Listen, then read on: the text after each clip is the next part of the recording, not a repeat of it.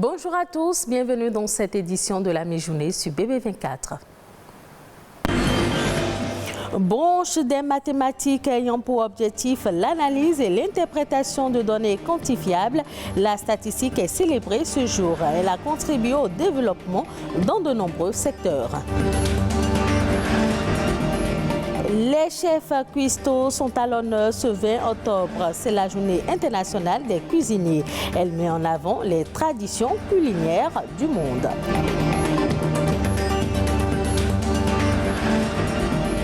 Les plombiers hydrauliciens ensemble pour valoriser leur profession. Un colloque de 2 jours va se tenir à Dassa pour leur permettre d'échanger sur les stratégies à développer.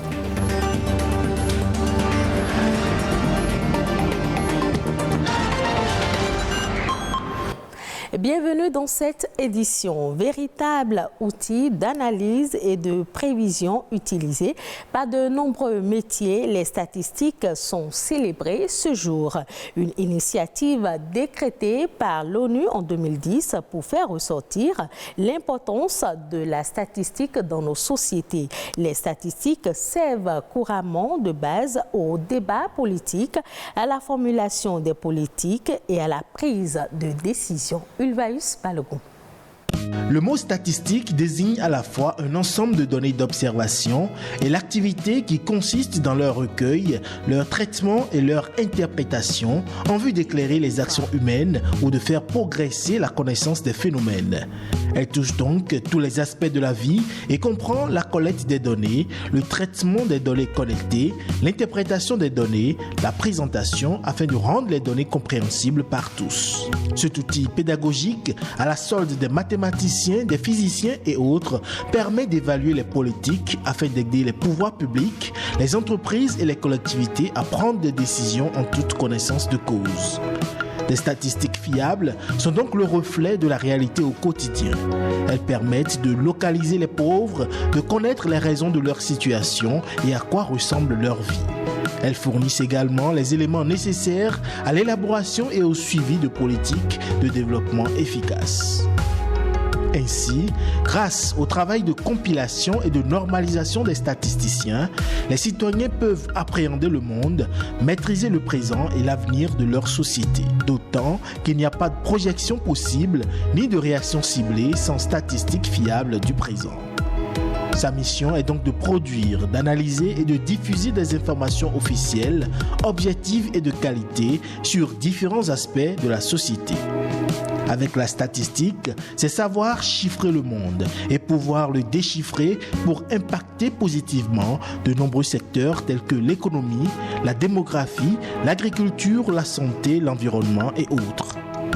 Ainsi, pour les statisticiens, diffuser les données, les transmettre de manière ouverte aux citoyens, c'est faire une œuvre démocratique en faveur d'une information de qualité et ainsi raffermir les efforts de réalisation des objectifs du millénaire pour le développement. Ce 20 octobre est aussi une journée consacrée à la sensibilisation de la population mondiale à l'ostéoporose et aux maladies squelettiques métaboliques. L'ostéoporose provoque une diminution des dépôts de calcium dans les os. Les os deviennent alors poreux et se cassent plus facilement. Le traitement de cette pathologie repose sur des médicaments, une alimentation saine ainsi que des exercices pour prévenir la perte ou renforcer les os déjà faibles. Nous célébrons également les hommes en tablier que nous appelons les cordons bleus. Ces professionnels de la cuisine qui, par leur technique et savoir-faire, font des plats aimés pour ravir les papilles gustatives. Ce 20 octobre est un jour de la gastronomie et de nouvelles saveurs, nous dit ici Patrick Adjabodjou.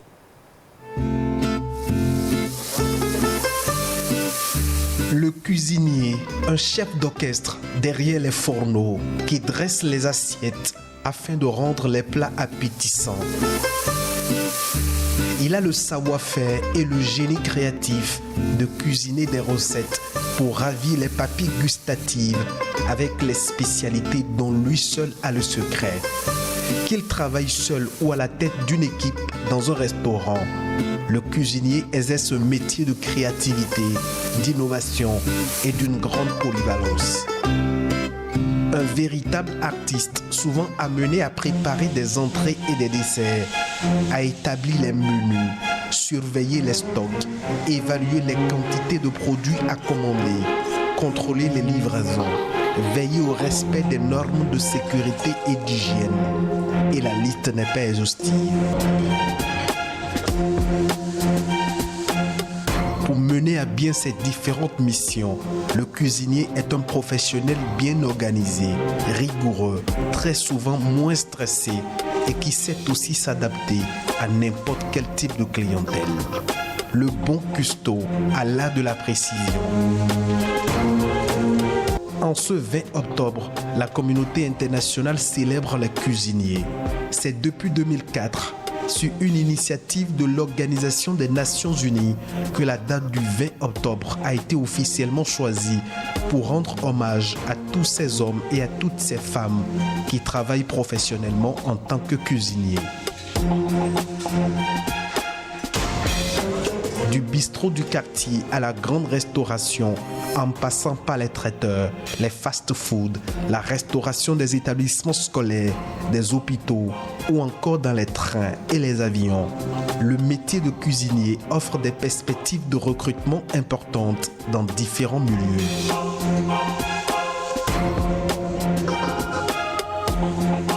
Le talent d'un grand cuisinier vient de sa capacité à se démarquer et à proposer des plats savoureux et innovants à ses clients. Faire la cuisine est un don de soi. C'est notamment l'art de donner le goût de bien manger.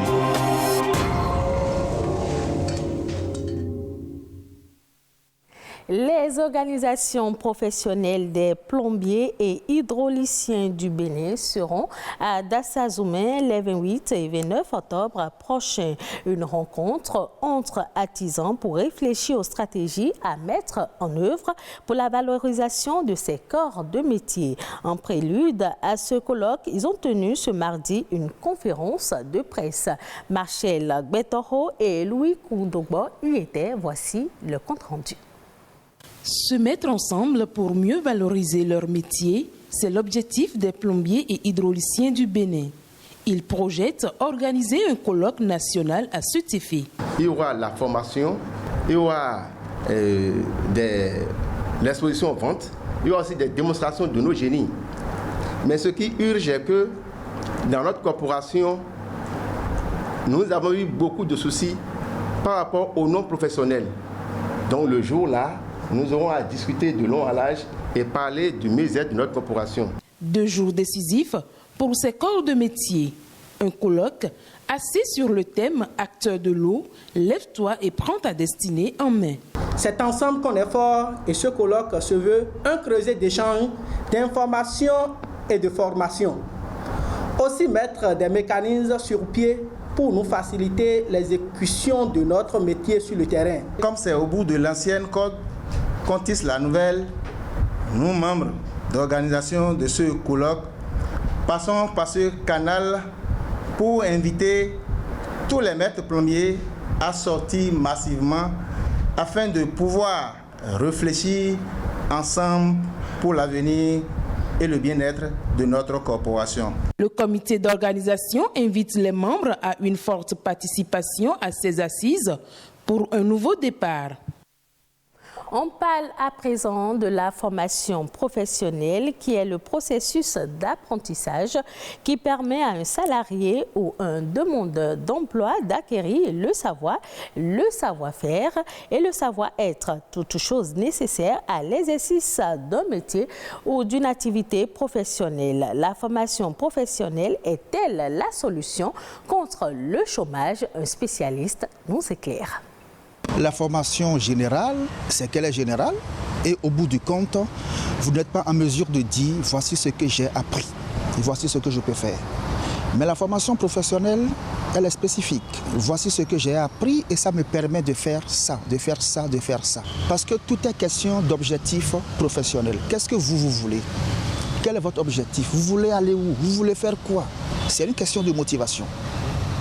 Il y a des gens qui décident d'aller dans la recherche.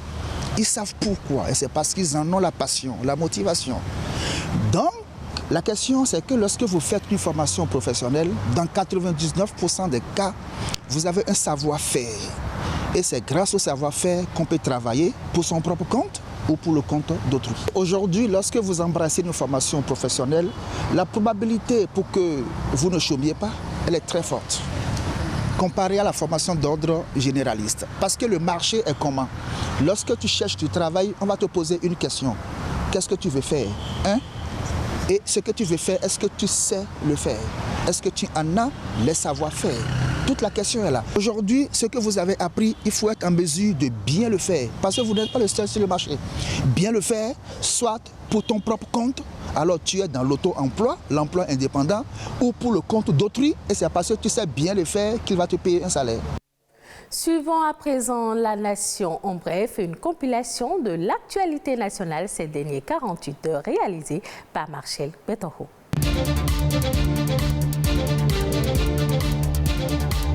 La semaine du numérique Senom 2022 a démarré depuis lundi dernier et se poursuit au Palais des Congrès de Cotonou. Au programme, de riches débats sur les enjeux du secteur numérique. Les échanges ont porté essentiellement sur les infrastructures numériques, vues aujourd'hui comme piliers de transformation numérique.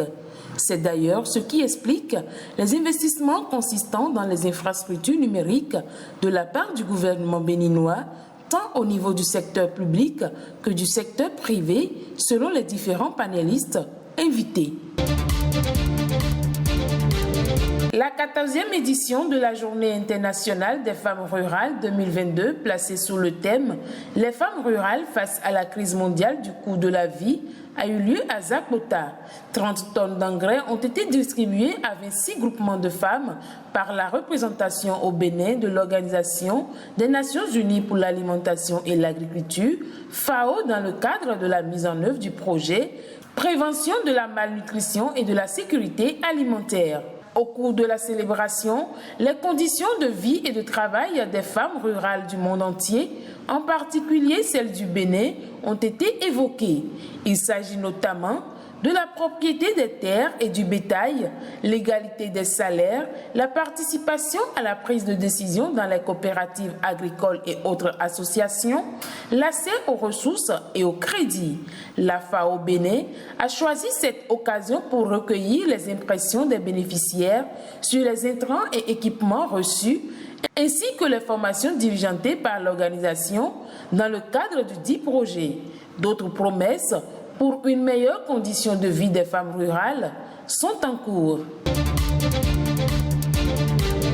Le ministre d'État, ministre de l'Économie et des Finances, Romial Wadaï, a procédé le 5 octobre dernier à Washington à la signature d'un accord de financement avec le président du groupe de la Banque islamique de développement BID d'un montant de 12 milliards de francs CFA.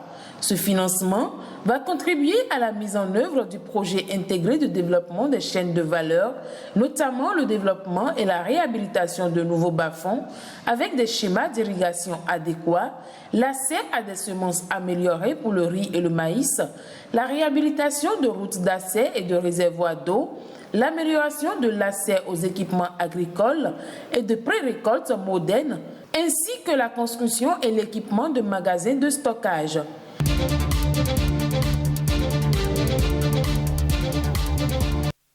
Ainsi se referme cette édition. Merci de l'avoir suivi. Retrouvez ce journal sur le site de l'ORTB, www.ortb.bj.